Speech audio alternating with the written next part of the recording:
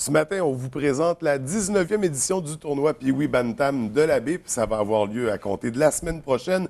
Et pour nous en parler, on a avec nous en studio Denis Fortin et le président d'honneur, Martin Pelletier. Bienvenue à tous les deux à l'émission. Bon matin, François. Merci. On va débuter, c'est ça, 19e édition cette année du tournoi Pee-Wee Bantam. On sait donc dans les dernières années qu'on a obtenu une deuxième glace. Donc, le tournoi a un peu changé, c'est un peu plus développé depuis ce temps-là. Quelles sont les nouveautés pour cette édition-ci? Ben, en fait, on n'a pas vraiment de nouveautés, là. Sauf que la deuxième glace, annexée au centre Jean-Claude Tremblay, bien ça, c'était un boom pour nous autres et pour les équipes. C'est plus facile pour nos bénévoles. Puis ensuite de ça, l'ambiance n'est plus la même. Ouais. Alors, tout est regroupé au centre Jean-Claude Tremblay.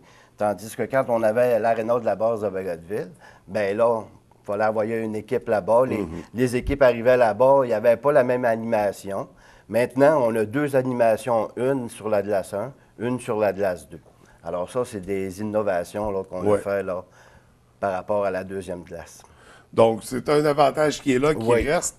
Sinon, en gros, le tournoi reste sensiblement le même au niveau des équipes. On parle de combien d'équipes qui vont participer cette année? 47 équipes, dont 18 de l'extérieur, dans la catégorie Pee-Wee A, Pee-Wee B, Pee-Wee 2C, OK. Bantam A, Bantam B, Bantam 2C. OK. Donc, c'est beaucoup d'équipes. On parlait de 3 matchs minimum par équipe. Oui, dans le simple lettre, c'est 3 parties. En fait, c'est un tournoi à la ronde là, dans toutes les catégories. Donc, il va jouer avec les finales. En fait, il joue 69 parties. Il y en a 12 qui vont aller en demi-finale et on a 6 finales. Pour un total de 87 parties qui débutent lundi prochain et qui va à dimanche, le 2 février. Fait que c'est vraiment une semaine sans arrêt de hockey, match après match. Une semaine là, non-stop. Ouais. Disons, en début de semaine, là, c'est plus tranquille, mais à partir du vendredi, toutes les équipes de l'extérieur, alors on a 18 équipes de l'extérieur qui vont arriver à partir de vendredi. Alors vendredi, samedi, dimanche, là, c'est toute la journée, là, à partir de 8 h le matin, aller jusqu'à 10 h le soir. D'ailleurs, si on poursuit un peu dans la programmation du tournoi, à compter du vendredi, le tournoi commence lundi, mais le match d'ouverture officielle, c'est le vendredi soir. C'est toujours le vendredi soir, c'est notre soirée là, qu'on se réserve là, pour l'ouverture officielle. Et l'ouverture officielle est à 19h15 sur la glace 1. Parce que maintenant, quand on parle du centre Jean-Claude Tremblay, on parle de glace 1 et de glace 2. Donc, l'ouverture officielle se fait sur la glace 1 à 19h15 avec 2 équipes là, dans le Bantam 2B, dont les Mustangs, là, le national de la ville, contre, notre équipe locale. Oui, contre les Mariniers de Rimouski. OK. Alors, à ce moment-là, il va y avoir Myriam Fortin qui va faire l'interprétation de l'hymne national. Et on réserve une surprise là, pour les spectateurs. OK, mais de toute façon, c'est toujours rempli de surprises, cette soirée-là, puis c'est toujours... c'est toujours magique. Oui, c'est incroyable l'énergie qu'il y a dans l'aréna pendant le tournoi en général. Puis du côté de la présidence d'honneur, tu as accepté, Martin, de porter ce chapeau-là pour Paulvin Construction. Oui. Pourquoi tu as accepté ce rôle-là? Je trouvais pour moi que, en plus, je suis jeune aussi, je suis nouveau dans l'entreprise. C'est un beau moyen de visibilité pour nous autres. Puis, moi, je travaille avec le président du comité organisateur, Daniel. Puis, il me l'a offert. J'ai tout de suite dit oui. J'ai trouvé l'idée géniale. J'imagine que tu es un gars de hockey, tu as joué quand tu étais jeune, tu as fait des tournois. Non, j'ai jamais fait de tournoi. J'ai jamais été dans des niveaux de hockey, mais on a toujours été un petit peu dans ça. Puis, on joue avec des amis. Puis, OK. Mais ça a toujours été là, présent, un sport qui t'intéresse, une passion. Est-ce que qu'est-ce que ça amène pour toi, d'après toi, un tournoi comme ça? Qu'est-ce que ça amène à nos jeunes? Qu'est-ce que ça amène à la région? Bien, c'est bien parce que c'est aussi, il y a beaucoup d'équipes de l'extérieur qui viennent nous voir. Ça me permet aussi d'aller à la baie d'être vu par tout le monde.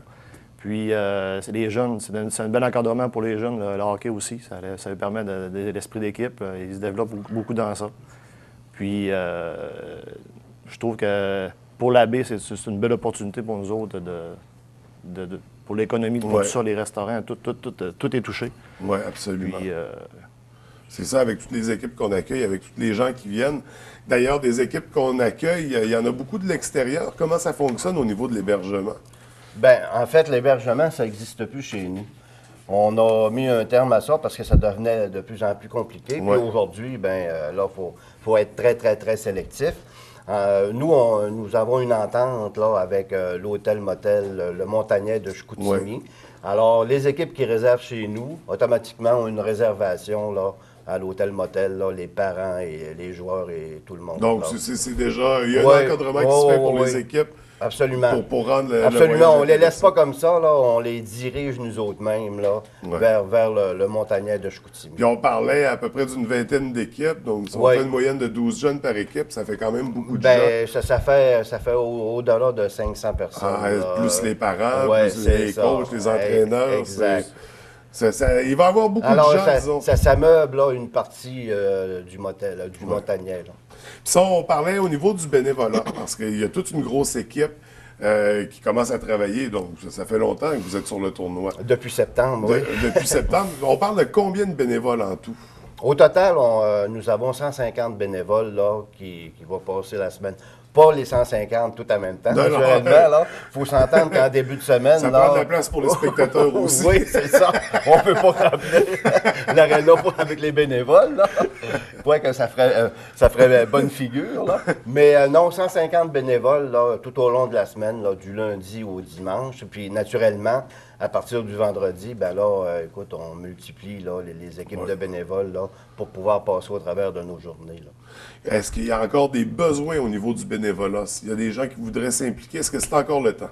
Bien, présentement, tout est comblé. Nous avons tous nos bénévoles. Là. Non, on n'a pas de besoin là, de ce côté-là.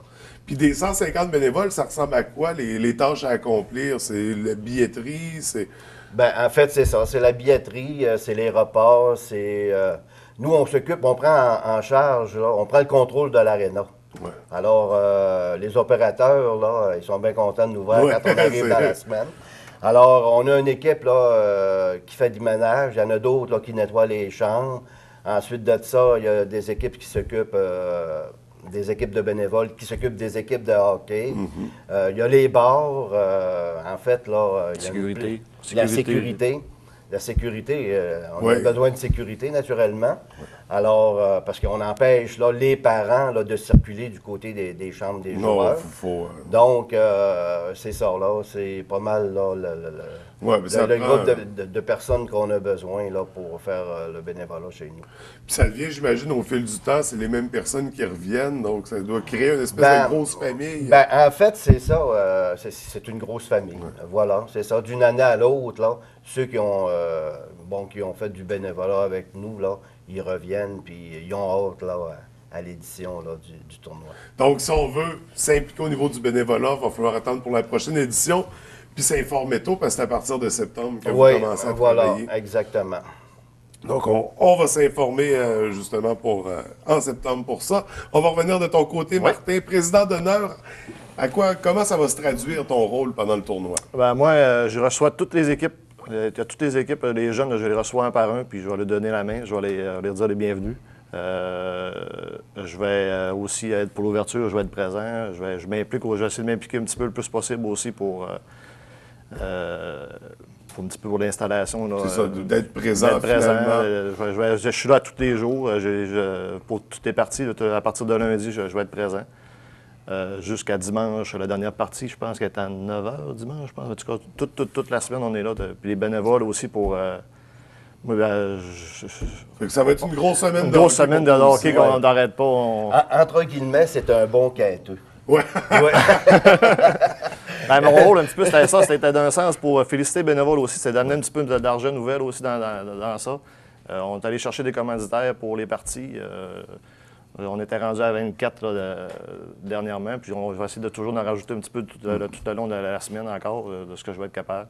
Puis c'est pour féliciter les bénévoles. Je trouve que c'est tous des gens qui donnent beaucoup. M. Denis, c'est tout du bénévolat qu'ils font. C'est quand même une grosse organisation. Ça fait une grosse semaine pour l'équipe de bénévoles. Oui, là, franchement, là, je lève mon chapeau. C'est très gros. Oui, absolument. Entièrement d'accord avec ça. Puis pour en revenir sur les dates du tournoi, ça commence lundi prochain à compter du 27. Exact, au dimanche 2 février. Oui.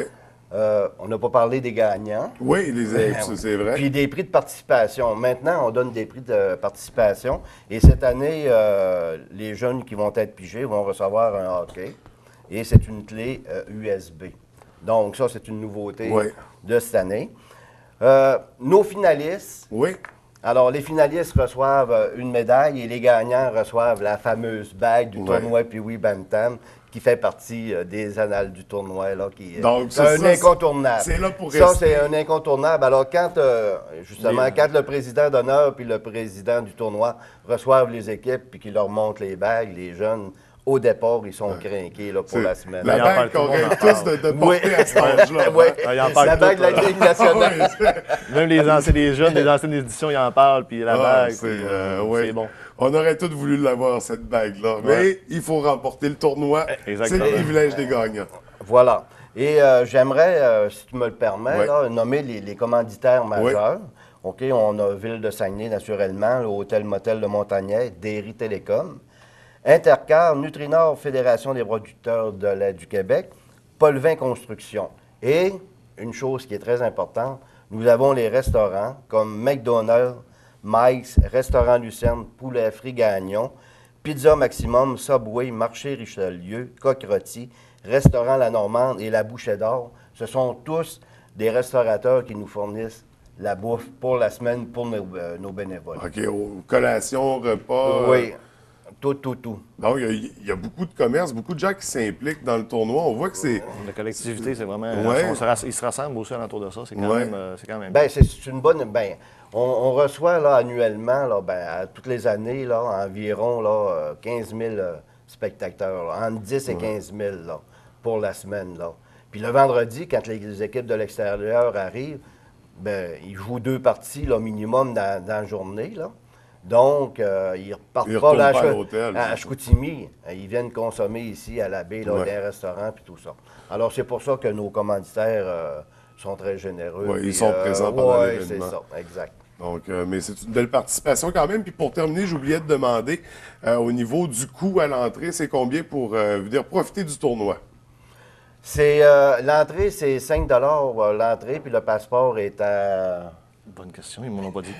Il n'est pas cher. Il est pas cher. Non, il n'est pas cher. Il n'est pas même moins cher que l'entrée. Je n'ai pas eu l'information non plus.